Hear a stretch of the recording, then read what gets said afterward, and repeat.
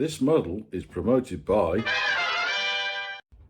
Model Shop Leeds. Hello, welcome to the next part of the DR1 by Tony Ray. I thought we would start with how is the vote going. So first of all, I'd like to thank people from the first part of the series. Marcus Rue, he wanted blue. Scott Barber 9409, he said he wants red. Mike from Minsk, hi Mike. Oh, what is he? He told me what he was playing, and I wrote it down, and it's on a different piece of paper. Anyway, it's a Slovakian thing, a bit like a guitar thing. It's a slug, something like that. I wrote it down. I haven't got it with me. I'm sorry, Mike. I forgot.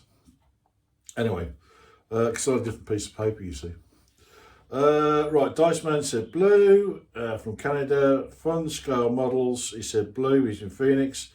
Lord Lard Offhams commented. Now, Lord Lard, pay attention because I might need your help in a minute. Because you said for a model of this size, I would use the 0.7 servo to operate the ailerons. I use a piece of 1mm carbon to act as both the aileron hinge and torque rod. Simple, light, extremely effective. Now, I did see somewhere back in the ether somebody doing a very poorly angled shot that lasted about 10 seconds of this contraption. I don't know whether that was you. If it is, can you remake it? Show me again, because I didn't quite get it. And you'll see why I'm commenting on that in a minute. So Lord Lard Offhams, he went for blue, and he's in Suffolk. Mitch Gentry, blue. Atkinson, Illinois, he said blue. And then we went on to the next episode, and since then we had Ian's RC Exploits, he said UK red.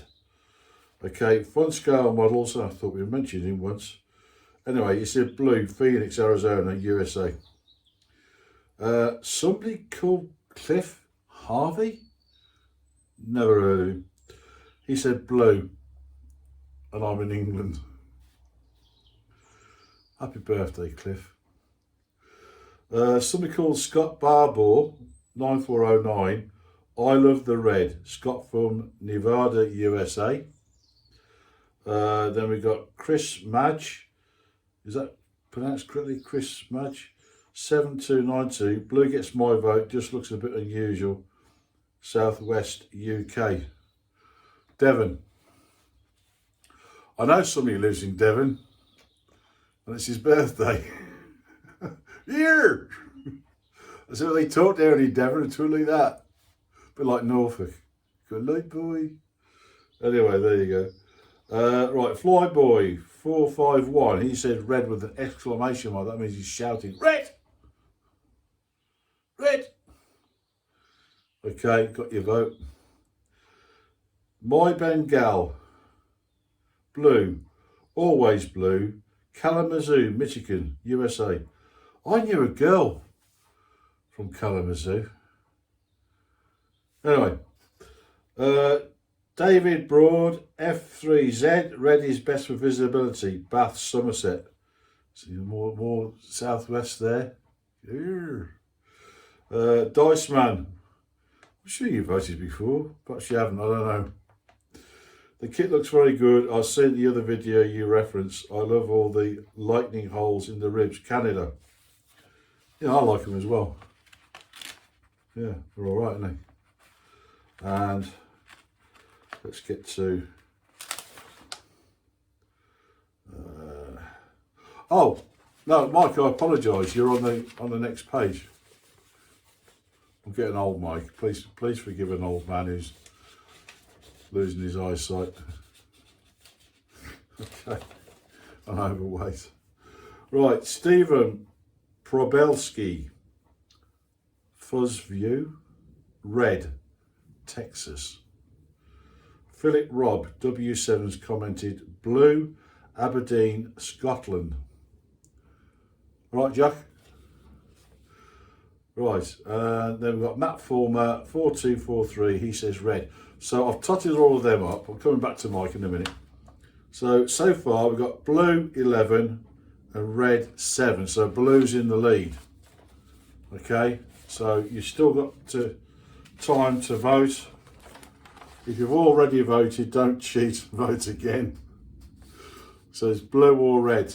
Okay. Yes, somebody asked me, 2 people asked me, before I get on to Mike from Minsk, what's with the fuzzy bit at the beginning? Right, okay, I'm gonna fess up on this one. What happened was, there was a box in the video that had my name and address on it, and I was trying to blank it out. Now, I'm not used to using all these tools that YouTube have, and you know, everything I do on a computer or the internet is self-taught, usually by trial and error. In fact, many of my mates, I've got one mate who doesn't know how to use a Word doc. Seriously. So I did this for the first time, and I blanked it out successfully. But what I didn't bank on was it was all the way through the video until that point where my address was on there, because I don't want people sending me exploding letters and what do you call it, that powder that they send to MPs and politicians, or people turning up on my door expecting me to feed them or hit me. Please don't hit me, I bruise easily, and it hurts as you get older. Oh, it's my birthday next week, for those who live in Devon. Oh, that reminds me. Somebody sent me something. Where is it? I was sent this week. It's a sanding block. You know who you are. Thank you. I will use that. Very useful. Thank you. Right, now we've done Mr. Matt Former, haven't we? He said red. So there we are. It's 11 to 7 at the moment. Okay. Right, now we're getting back to Mike from Minsk. Apologies, Mike. I thought I got the wrong piece of paper, but he was on the second page. He says, okay, so thanks for the shout out.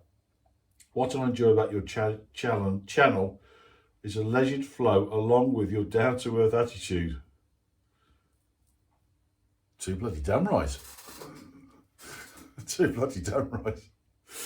Okay, the instrument is a Gushli, pronounced Gushli. So all you modelers out there, go onto Google and look up Gushli, which is spelled G-U-S-L-I. This is what Mike from Minsk plays without the aid of his eyesight. Okay, so there you go. That's an ancient Slavic Baltic instrument which has variations all over the world. The Finnish kantele will be one. Cheers, Mike. Okay, well, thanks for that, Mike.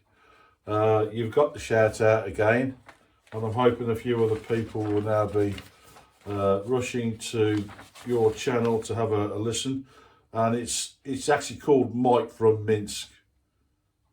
Mike from Minsk, and Minsk is M-I-N-S-K.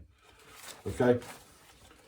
I tend to find that most people that come from that part of the world usually have a name that resembles a Wi-Fi password.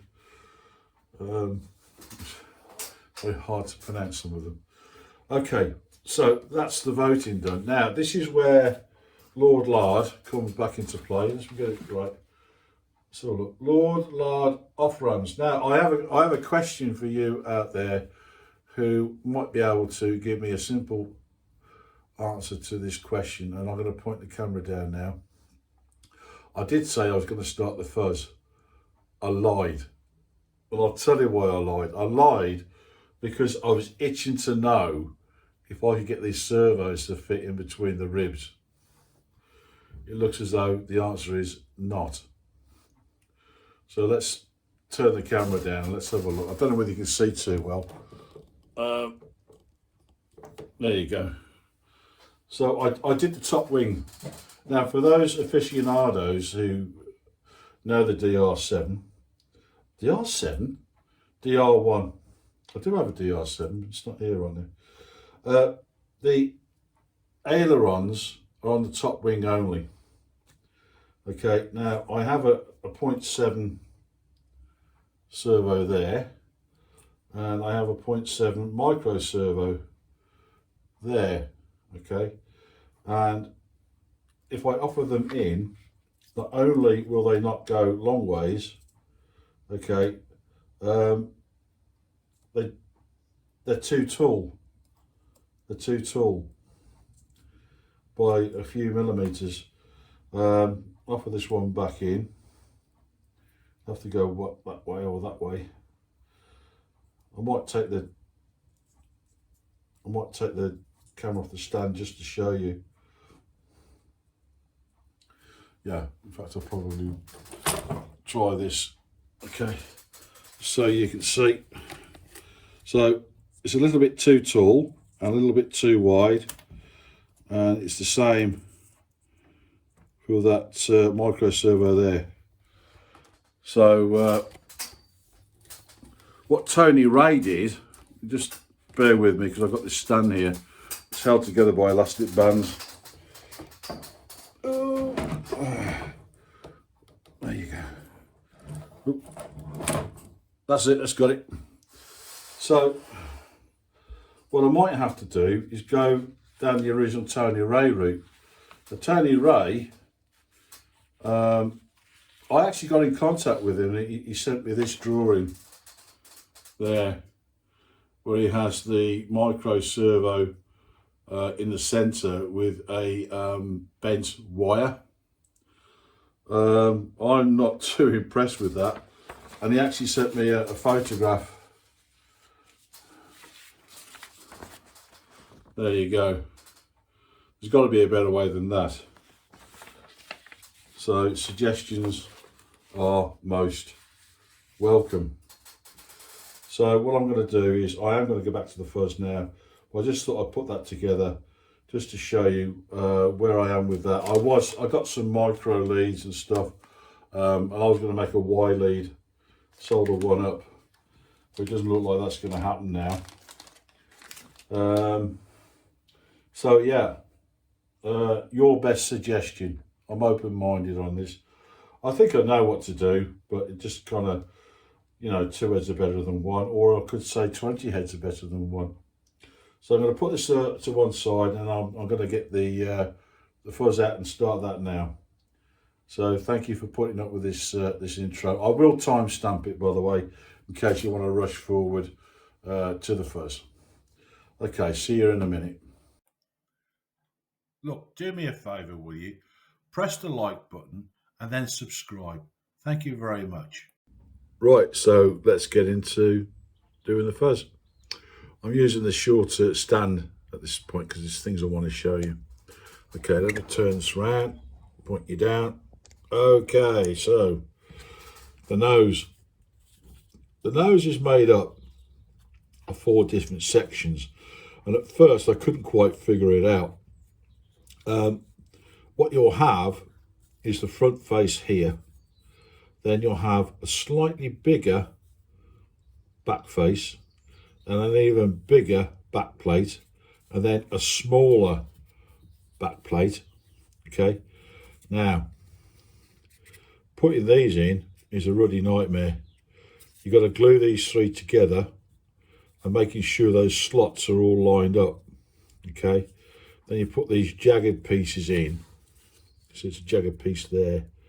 Okay, and they're all got to be horizontally, you know, and upright, sorry, vertically upright. And you get this ring here, and then you put your magnets in. Make sure the magnets are all facing the same way. It's quite easy to do. You just get a row of your magnets and slip off the top one. Make sure you don't turn it over, and then pop them in. And I've glued them in from the other side using Yoo-hoo glue. Okay, and I seem quite happy there.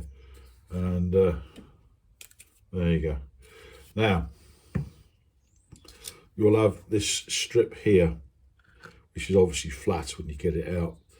This join is not in the center.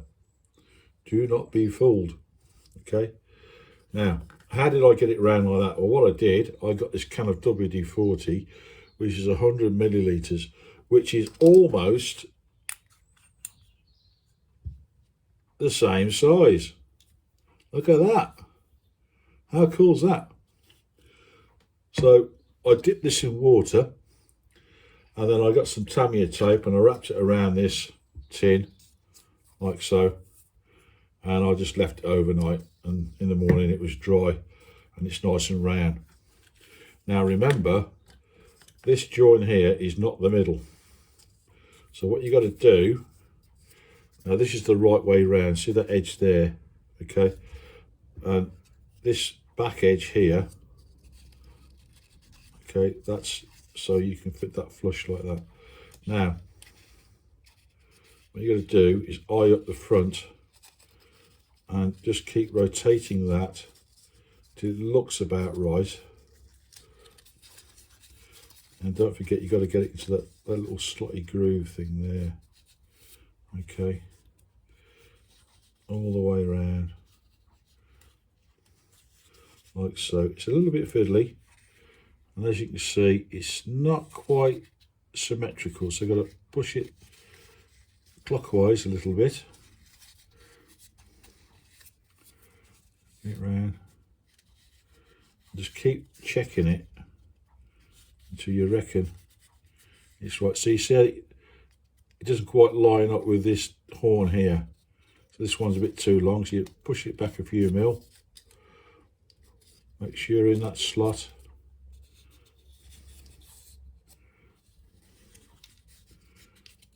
There we go, fiddly, fiddly, fiddly, yeah, that's all gone to cock. There you go.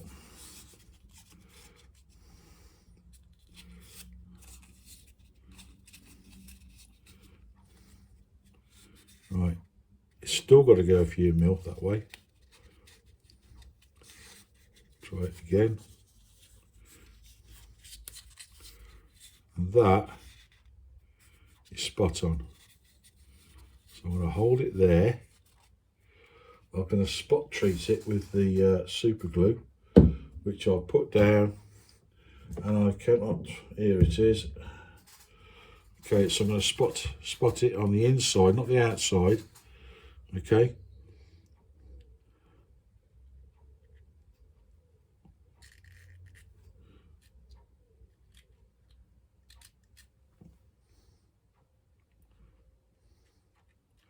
There you go. Now I could put some fixer on it.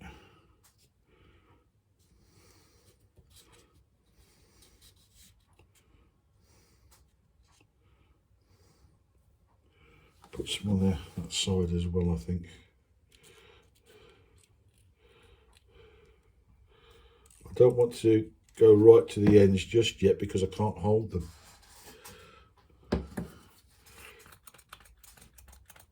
I've run out. Have I got anything left? Yes, I have. A little bit left.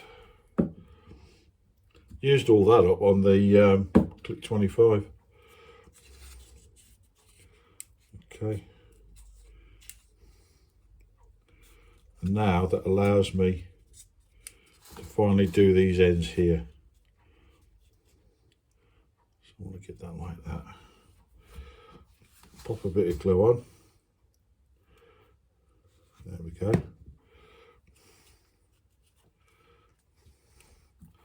The fixer.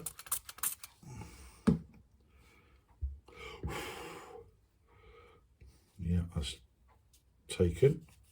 Now we do this bit here.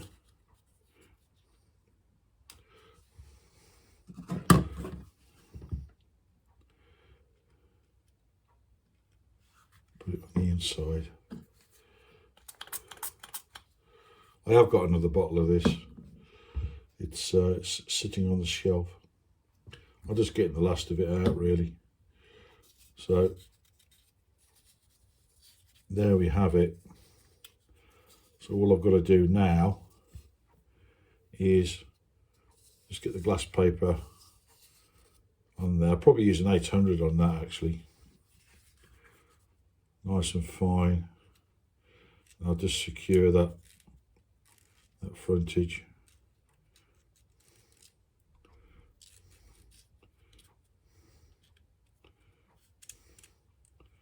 Because I only dotted it before.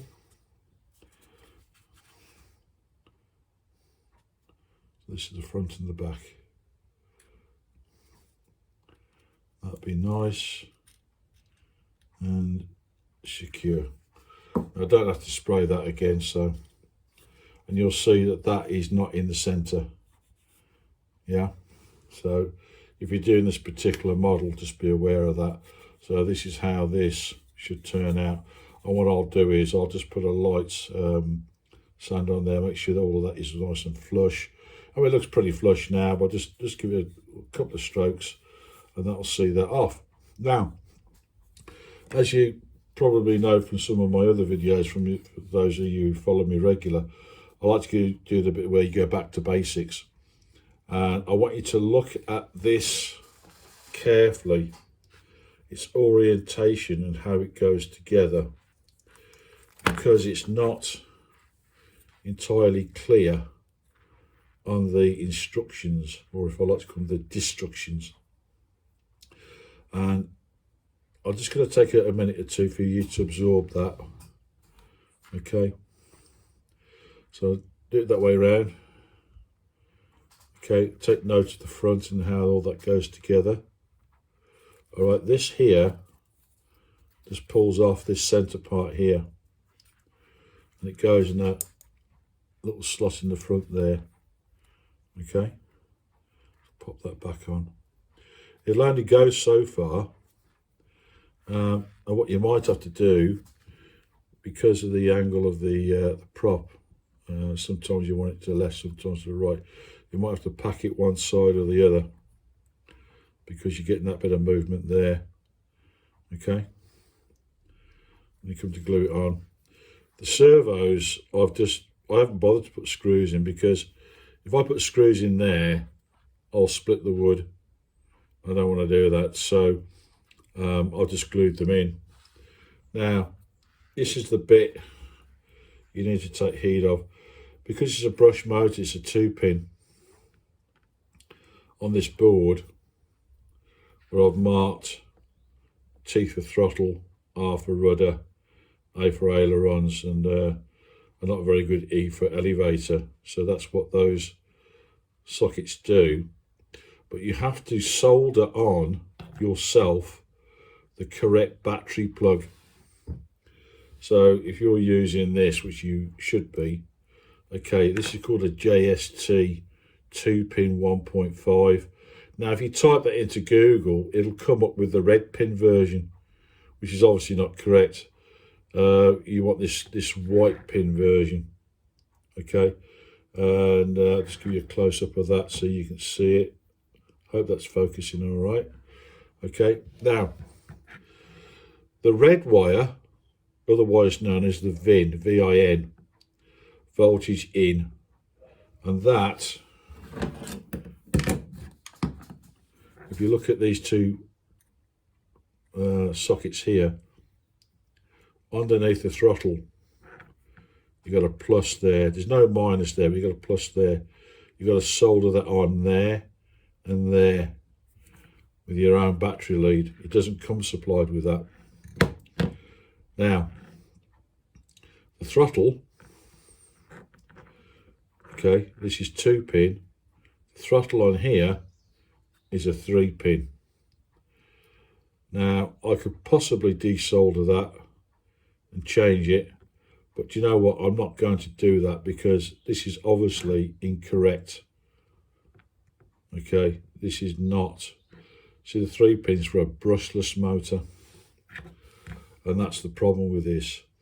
So I'm going to have to go onto Google now, see if I can find another board with the 2-pin configuration of the throttle. So there's a balls up. Now, as I said, going back to basics, putting the throttle to one side. If I turn my radio on, just get rid of this now. That's just nicely drying. Turn on my radio. I use a Spectrum NX8 I quite like Spectrum. And you must check your polarity. You can only go in one way, but if you've got the pins at the bottom here and the socket on the battery is always a female, and the battery connector is always a male. So you put it that way around, and hopefully this is the battery that's got some charge in it. Yeah, the lights come on. You see the light come on? So I previously bound this. So because there's no throttle, this points me doing that. Okay, and what we want to do is check if these servos are working. So if I go to the rudder, okay, that's not obviously not connected. We've got nothing there. Why is that? Let's have a look. Well, one's connected to the aileron for a start. That's the rudder. The rudder's connected. This one's the rudder.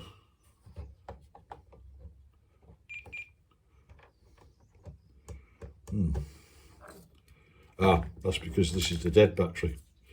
Okay, it did come on for a second. Turn that around. See that red spot there? Put that in there like that. That's it. So you see the red light comes on now. So hopefully, if we look at the rudder, just make sure we know which one. Yeah, there's the rudder. So it should be this one. See, it moves. Okay, and where I've got the horn on, we know that's central.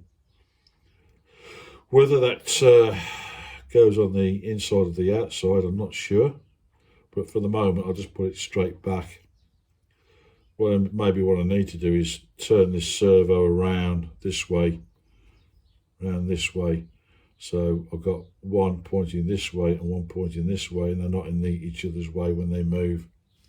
So this one here should be, that says aileron. Yeah, that moves, that works. So we know that works. But we don't want it in the aileron right now. We actually want it in the elevator. So if I take that one out, okay. Now remember, this is getting your basics right. Okay, and I'm going to show you now the whole purpose is getting your basics right. If I put it into elevator, making sure the pins are the right way around. Okay, to push that in. And operate the elevator, nothing happens. So that board is no good to me at all. It's got the wrong throttle pins on it, and the elevator doesn't work.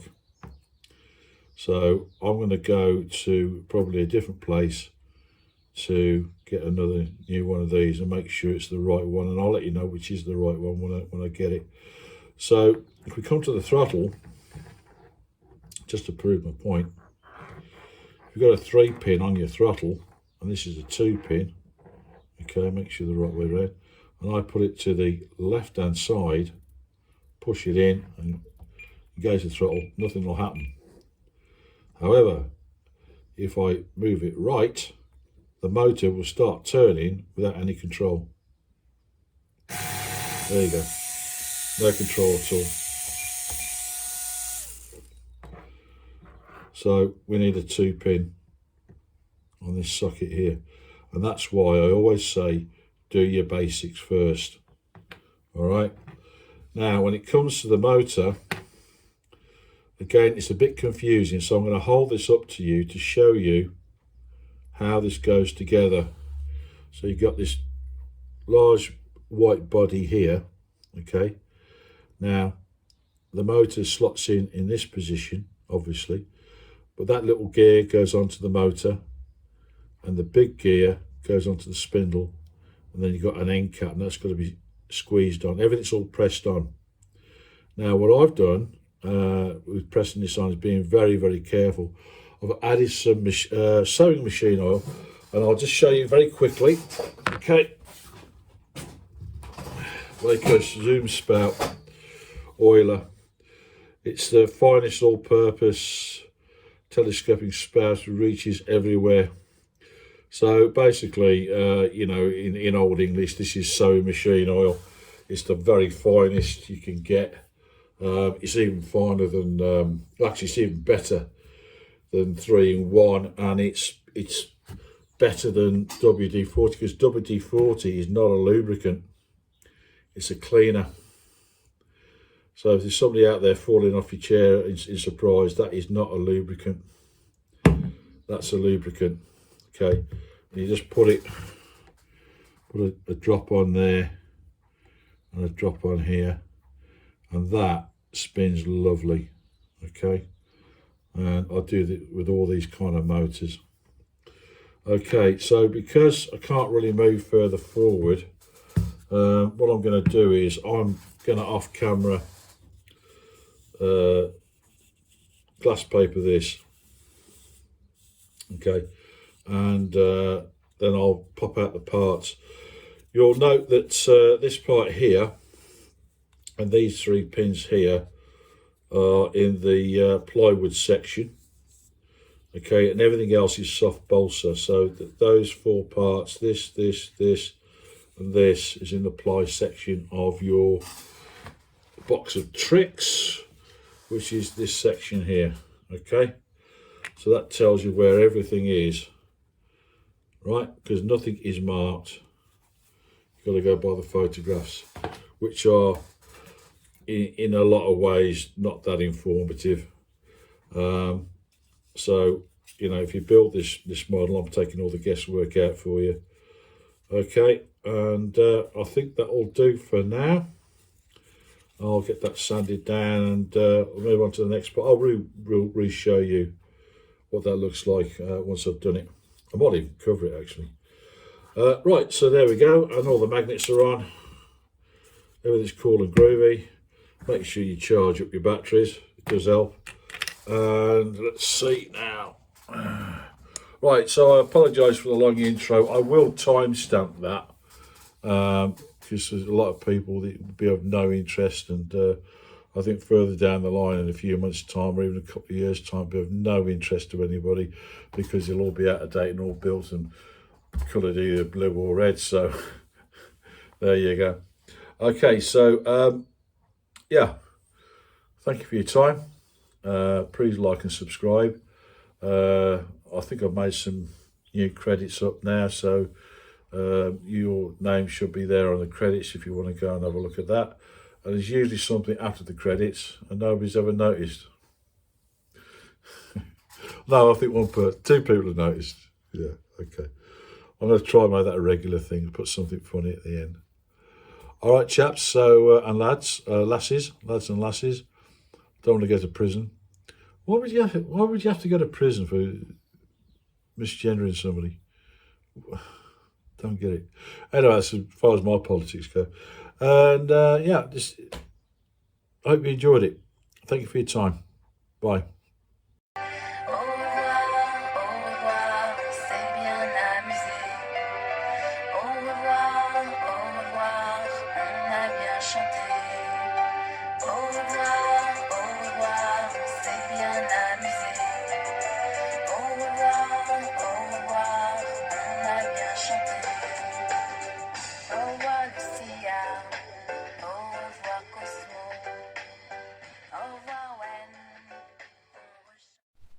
Whose is this Cliff Harvey? I have never heard of him. Does he eat spam?